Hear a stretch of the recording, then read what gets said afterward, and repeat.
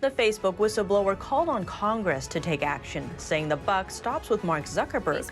She said a safer internet is still possible. And what about her own history?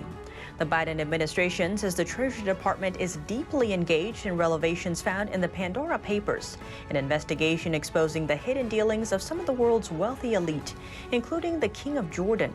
And aside from being one of the world's biggest ever leaks of financial documents, it also exposed the secret wealth of world leaders, billionaires, and celebrities, and crucially, where it's stashed. Tune into Deep Dive as we explore these topics and more. Hello and welcome. This is Deep Dive and I'm Tiffany Meier. Facebook still in the spotlight. The media giant is back online. So what caused the massive outage? Facebook on Monday blamed the widespread outage on faulty configuration changes on its routers. And it's not just the messaging apps that took a hit. Facebook shares took a roughly 5% hit on Monday. The drop in Facebook share price cost CEO Mark Zuckerberg, who owns about 15% of the company's stock, more than $6 billion in personal wealth, knocking him down a notch in the rankings of the world's richest people. And on Tuesday, the Facebook whistleblower also touched on the outage, saying for more than 5 hours, Facebook wasn't used to deepen divides, destabilize democracy, and make young girls and women feel bad about their bodies. In other words, she's calling for more censorship. And now she's calling on Congress to take action, saying the buck stops with Mark Zuckerberg. This was during her testimony for the Senate Subcommittee on Consumer Protection. Former employee Frances Haugen said a safer internet is still possible and demanded accountability for Facebook's founder. She released tens of thousands of pages of internal research and documents indicating that Facebook was aware of various problems caused by its apps, including Instagram's potential toxic effect on teen girls. The committee applauded her for coming forward. Facebook knows its products can be addictive and toxic to children. And it's not just that they made money, again, it's that they valued their profit more than the pain that they cause to children and their families. The damage to self-interest and self-worth inflicted by Facebook today will haunt a generation. Feelings of inadequacy and insecurity, rejection, and self-hatred will impact this generation for years to come. Senator Roger Wicker also weighed in on the harm to young girls. The children of America are hooked on their product. It is often destructive and harmful, and there is a cynical knowledge on behalf of the leadership of these big tech companies. Facebook, meanwhile, is pushing back against the claims. A spokesperson said to suggest we encourage bad content and do nothing is just not true. Now, what about who this whistleblower is? The 37-year-old worked at Facebook for nearly 2 years in the civic integrity team. There, she served as product manager, working on fighting misinformation and election interference. Previous jobs include working as a product manager at Google, Pinterest, and Yelp. According to a review by the Daily Wire, Frances Haugen has a history of being outspoken for bias. During her role at Pinterest, she called out the company for not being inclusive enough around skin tone filters, saying, quote, "If we don't build with an eye towards inclusion, we can end up enshrining bias." In 2015, she was outspoken about Google not being inclusive enough towards women, saying the ones who did work there were in supportive roles instead of managerial ones. The review also found she's donated heavily to far-left Democrats. According to Federal Election Commission data, she's made 20 federal campaign contributions since 2016, all to Democrats. Early last year, she donated to Alexandria Ocasio-Cortez's congressional campaign. But the Daily Wire notes that despite the massive donations, Public Records notes that Haugen has $44,000 in unpaid taxes. And backing her complaint are the same lawyers as the ones who backed the anonymous Ukraine whistleblower that led to former President Trump's impeachment. And according to the Free Beacon, the former Obama administration communications firm is helping Haugen with, quote, strategic communications guidance during the hearings. Current White House Press Secretary Jen Psaki used to work for that firm. And since her bombshell interview on 60 Minutes, Haugen has a new website, Twitter profile, which is now down, and a new Instagram account.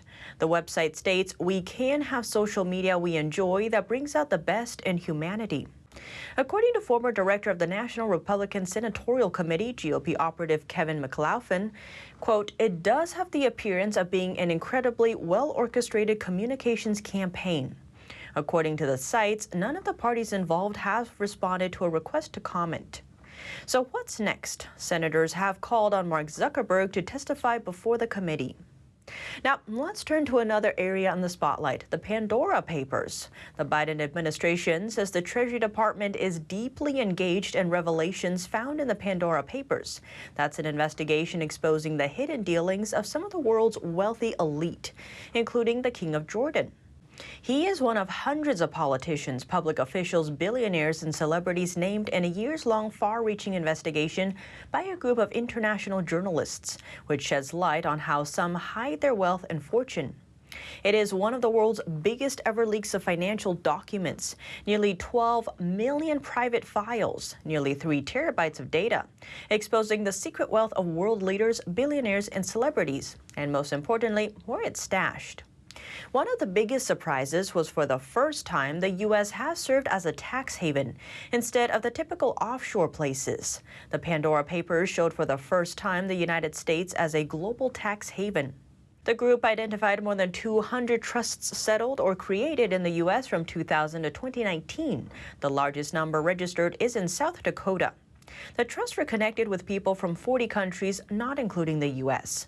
So which U.S. states have the most trusts in the Pandora Papers? South Dakota takes the lead with 81, followed by Florida with 37, Delaware 35, Texas 24, Nevada 14. The group identified more than 700 companies with beneficial owners connected to the U.S. Americans were also among the top 20 nationalists represented in the data. And the elites exposed include more than 330 politicians and 130 Forbes billionaires, as well as celebrities, fraudsters, drug dealers, royal family members, and leaders of religious groups from over 200 countries and territories. Russia, the UK, Argentina, China, and Brazil are among the countries with the largest representation of beneficial owners. So what are some of the big names? The Pandora Papers named 336 politicians and public officials from more than 90 countries and territories, including 35 current and former country leaders. Ukraine had the most with 38, Russia had the second highest at 19, followed by the United Arab Emirates with 11, Nigeria 10, and the UK 9. Most Latin American countries are involved. Many politicians in African countries are also involved, and none from the U.S. Some current leaders include Kenya's president, Czech Republic's prime minister, Brazil's finance minister, and the King of Jordan. There are 12 current heads of state, mostly from middle to low-income countries. And so among the most high-profile is King Abdullah II of Jordan, whose nation benefits from hundreds of millions of dollars every year in international aid, including from the United States. The Pandora Papers allege the king funneled more than $100 million into 14 luxury homes in Britain and in the U.S., including 3 mansions in Malibu overlooking the Pacific coast. In a written statement, the Jordanian royal court said the allegations included inaccuracy and distorted the facts, saying these properties are not publicized out of security and privacy concerns and not out of secrecy or an attempt to hide them.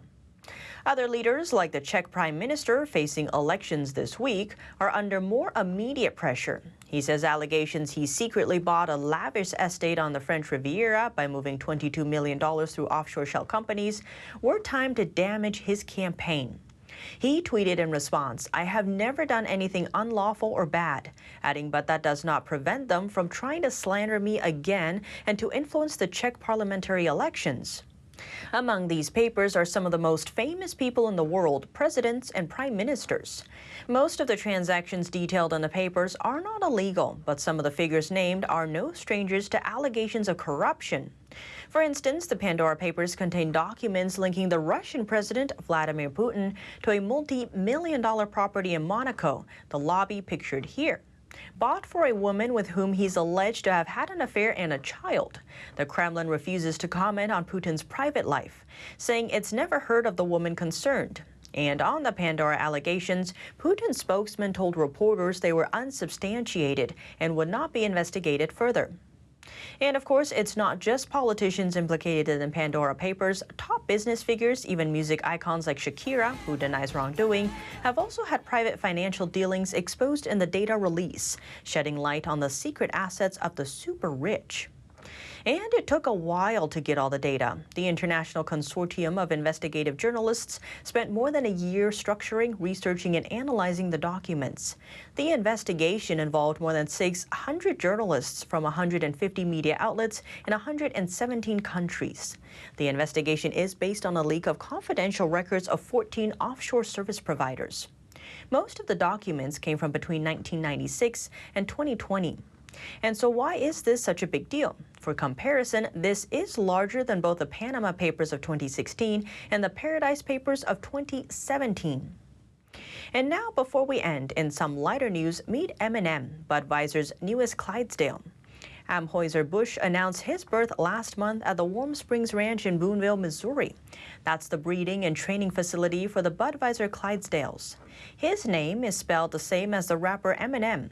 That's after the first initials of his mom, Marcy, and dad, Miles. He'll have to undergo years of training before he can even try out to join the Budweiser Clydesdales traveling team. By then, he could be about 6 feet tall at the shoulders and weigh as much as 2,000 pounds. But what do you think? Let me know below. Thanks for tuning in to Deep Dive. I'm Tiffany Meier, and see you soon.